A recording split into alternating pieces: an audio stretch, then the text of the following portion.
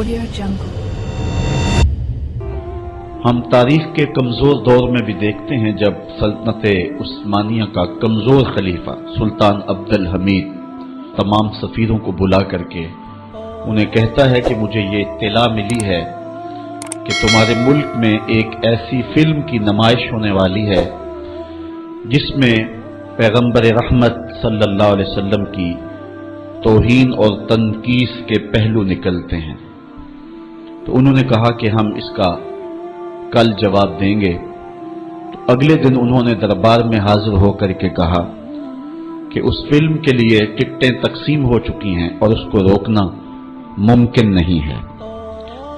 تو سلطان عبد الحمید اپنے ہاتھ میں تلوار پکڑتا ہے اور پھر اپنی کرسی سے اٹھ کے کھڑا ہو جاتا ہے، کہتا ہے تم کر کے دیکھو، یہ تلوار پھر تمہارا فیصلہ کرے گی۔ اور پھر وہ فلم ریلیز نہیں ہو سکی تھی۔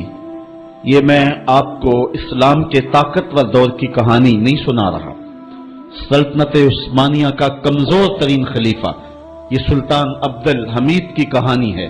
درس قرآن کے بعد میں ایک دوسری جگہ درس قرآن پہ جا رہا تھا تو میں نے ایک تنگ گلی میں دیکھا کہ ایک بوڑھا شخص تھا جس کی عمر کوئی 80 سال کے قریب ہوگی۔ اس کا حلیہ بھی نہیں بتا رہا تھا کہ وہ کوئی مذہبی شخص ہے، اس کی وضاحت بھی ایسی تھی اور اس کا لباس بھی کچھ ایسا تھا، لیکن اپنے 10 یا 12 سال کے پوتے کو اس نے بٹھایا تھا موٹر سائیکل پہ اور پیچھے خود بیٹھا ہوا تھا اور ہاتھ میں پلے کارڈ اٹھایا ہوا تھا اور اس اوپر لکھا تھا کالی کملی والے تم پہ لاکھوں سلام۔ اور وہ گلیوں میں گھومتا تھا اور اس کی آنکھوں میں جو آنسو اور چمک تھی وہ بتا رہی تھی اور مغرب کو پیغام دے رہی تھی کہ ہم گناہگار ضرور ہو سکتے ہیں، محمد عربی کی چوکھٹ کے غدار نہیں ہو سکتے ہیں۔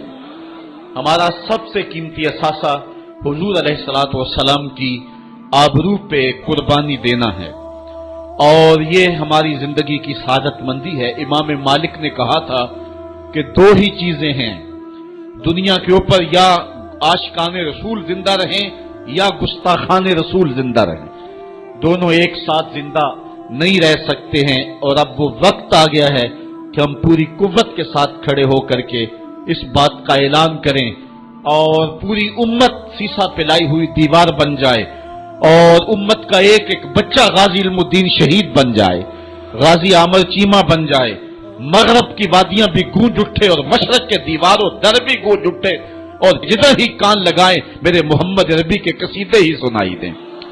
کائنات کا ایک ایک گوشہ حضور کے نام پہ قربان کرنے کا ہم عزم کریں اور پھر اس کی جو بھی قیمت ادا کرنی پڑے ہمارے لیے جو ہے وہ بالکل ادنا قیمت ہے۔ میرے امام نے کہا تھا آج بھی بریلی کی گلیوں سے صدا آتی ہے، کروں تیرے نام پہ جاں فدا، نہ ایک جاں 2 جہاں فدا، 2 جہاں سے بھی نہیں جی بھرا، کیا کروں کروڑوں جہاں نہیں۔ کہتے ہیں حضور میں آپ کے نام پہ جان وار دوں، پھر کہا ایک جان کیا میں سارا جہان وار دوں، اور پھر کہتے ہیں حضور 2 جہان وار کر کے بھی دل نہیں بھرا ہے، آپ کی چوکھٹ اتنی اونچی ہے کروڑوں جہان بھی ہوتے تو آپ کے نام پہ نچھاور کر دیے جاتے۔ تو حضور علیہ السلام کی آبرو، حضور علیہ السلام کی عزت اور حضور کی ناموس کا پہرا یہ اہل ایمان کی زندگی ہے اور ان کی زندگی کا ترہ ہے اور ان کی زندگی کا شیوا اور دستور ہے۔ کتاب رحمت کا مضمون دیکھیے، آج آپ کو کئی لوگ بزدلی کی تبلیغ کرتے دکھائی دیں گے، مختلف چینلوں پہ بیٹھے ہوئے کمزور باتیں کرنے والے بھی آپ کو دکھائی دیں گے، کسی کی بات پہ کان نہ دھریں۔ آئیے دیکھیے قرآن کیا کہتا ہے، ان الذین یؤذون اللہ ورسولہ لعنہم اللہ فی الدنیا والآخرہ، وہ لوگ جو اللہ اس کے رسول کو اذیت دیتے ہیں ان پر دنیا میں بھی لعنت ہے اور آخرت میں بھی لعنت، وَأَعَدَّ لَهُمْ عَذَابًا مُهِينًا، اللہ تعالیٰ فرماتا ہے ان کے لیے اللہ نے دردناک رسوا کر دینے والا عذاب تیار کر رکھا ہے۔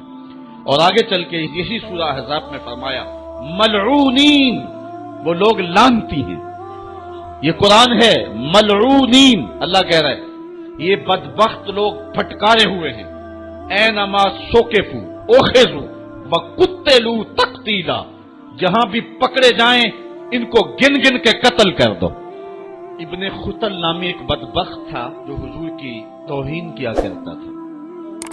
آقا کریم علیہ السلام جب مکے سے ہجرت کر کے مدینہ تشریف لائے، مدینے سے پھر دوبارہ مکے میں جب حضور جلوہ فراز ہوئے اور فتح مکہ کا روشن واقعہ ہمارے سامنے ہے، تاریخ آپ پڑھیں، اس وقت حضور علیہ السلام نے حکم دے دیا تھا کہ جو معافی مانگے اسے معاف کر دو، جو دروازے بند کر لے اسے معاف کر دو، جو امن مانگے اسے امان دے دو، جو ہتھیار پھینک دے اسے امن دے دو، جو معذرت کرے اس کی معذرت قبول کر لو۔ لیکن کچھ بدبخت گستاخان رسول کے بارے میں فرمایا یہ جہاں بھی ملے ان کے ٹکڑے کر دو۔ ان میں سے ایک بدبخت ابن خطل تھا، اس کی دو لونڈیاں تھیں، یہ دونوں گا گا کے تنقید کرتی تھی حضور کی اور یہ شعر لکھتا تھا۔ ابن خطل جب حضور علیہ السلام کے لشکر کو مکے میں آتا ہوا دیکھتا ہے تو اپنی جان بچانے کے لیے کعبے کے پردے کے اندر چھپ گیا۔ اہل ایمان جب طواف کر رہے تھے تو کعبے کے پردے کے اندر چھپی ہوئی کوئی چیز دیکھی، انہوں نے ٹٹولا دیکھا تو ابن خطل تھا۔ پناہ تو اس نے کعبۃ اللہ کی دیوار اور پردے کے درمیان لی، لیکن حضور نے تو کہا تھا جو ابو سفیان کے گھر میں چلا جائے اسے بھی امن دے دو۔ حرم تو امن کا مرکز ہے ہی ہے، جو ابو سفیان کے گھر چلا جائے اسے بھی امن دے دو۔ اور یہ کعبہ کی دیوار کے ساتھ چمٹا ہوا تھا اور کعبے کے پردے کے اندر چھپا ہوا تھا۔ صحابہ نے عرض کی حضور ابن خطل یہاں چھپا ہوا ہے، فرمایا اس کو یہیں سے نکال کے قتل کر دو۔ چاہے زمزم اور مقام ابراہیم کے درمیان جو جگہ ہے، یہاں ابن خطل کو قتل کر دیا گیا۔ اس ناپاک کے گندے خون سے حرم کی زمین کو پاک رکھا جاتا اور اس کو حرم سے باہر نکال کر کے قتل کر دیا جاتا۔ یہی قتل کرنے کا حکم دیا، کیوں؟ زمانے کو بتلانا مقصود تھا کہ حضور کا گستاخ چند سانسیں بھی زندہ۔ اچھا یہ بات میں بتاؤں کہ حضور علیہ السلام کے گستاخوں کے ساتھ نپٹنا یہ ہر شخص کے بس کا روگ بھی نہیں، یہ ڈیوٹی بھی رب کی طرف سے ہوتی ہے، اور رسول اللہ جس کو پسند کریں اس کی ہی یہ ڈیوٹی لگاتے ہیں، ورنہ کس کے سینے میں یہ آرزو نہیں مچلتی؟ جب راجپال نے توہین کی تھی تو کون نہیں چاہتا تھا کہ اس کی گردن کاٹوں، لیکن سعادت مندی نصیب ہوئی تو غازی علم الدین شہید کو نصیب ہوئی۔ علامہ اقبال علیہ رحمہ نے کہا تھا جنازے میں کیسی گلیں ہی کرتے رہ گئے، ترکھانہ دا منڈا نمبر لے گیا۔ حضرت پیر جماعت علی شاہ رحمۃ اللہ تعالی علیہ نے کہا تھا غازی علم الدین کے جنازے پہ گردن جھکائے چل رہے تھے، آنکھوں میں آنسو تھے۔ 6 لاکھ لوگ حضرت غازی علم الدین کے جنازے میں شامل ہوا۔ سید دیدار علی شاہ صاحب جب جنازہ پڑھانے کے لیے کھڑے ہوئے تو غش کھا کے گر پڑے۔ بعد میں جب اٹھے اور جنازہ پڑھایا تو کسی نے کہا حضرت آپ نے بڑے بڑے جنازے پڑھائے ہیں، کبھی یہ کیفیت آپ کی ہوئی نہیں ہے۔ فرمایا جنازے بڑے پڑھائے ہیں لیکن کبھی حضور کا دیدار نہیں ہوا ہے۔ آج پہلی بار یہ موقع ملا، ادھر جنازہ پڑھانے لگا، ادھر آمنہ کا لال بھی سامنے تھا۔